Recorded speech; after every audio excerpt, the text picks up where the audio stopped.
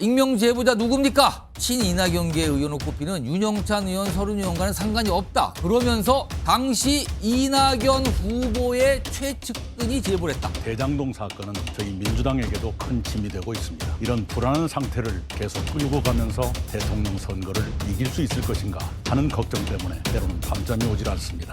후보님은 민주당 소속 아닙니까? 국민의힘이 그 민간업자들의 개발 이익을 가지고 자기들이 부당하게 이익을 취한 게 핵심인데 그 얘기는 안 하시고 자꾸 이 내부에다가 자꾸 문제를 제기하시니까 제가 좀 답답하긴 합니다. 실제로 왜 그 재판 리스크가 생겼을까? 그 원인에 대해서 한번 조금 더 그것도 같은 당에 있는 동지로서 또 민주당이라고 하는 우물을 같이 먹는 사람으로서 왜 그 재판이 시작됐는가에 대한 부분들도 좀 심각하게 서로 생각할 필요가 있다. 진실을 국민들한테 알려서 제대로 파악하고 그분 역시 자기가 제보는 좀 하겠는데 자기가 노출되거나 발각돼서는 안 된다라고 또 철저하게 신분을 좀 임명을 해달라고 당부를 하셔갖고 그 제보가 지난달 8월 29일 날 이작정 하천대우 사무실로 직접 찾아가서 대화를 하다 보니까 상당히 신빙성이 있다라는 그런 생각이 들어서 지난 대선 당시 대장동 개발 사업 의혹을 최초 보도한 언론사 기자가 이낙연 당시 경선 후보 측으로부터 최초 제보를 받았다고 밝혔습니다. 경기경제신문 소속인 박종명 기자는 오늘 오전 서울중앙지검에 대선 개입 여론조작 사건의 참고인 신분으로 출석하면서 기자들과 만나 이낙연 전 대표의 최측근에게 최초 제보를 받았다고 말했습니다. 다만 박 기자는 일각에서 거론되는 윤영찬, 서른 의원하고는 상관이 없다고 말했습니다.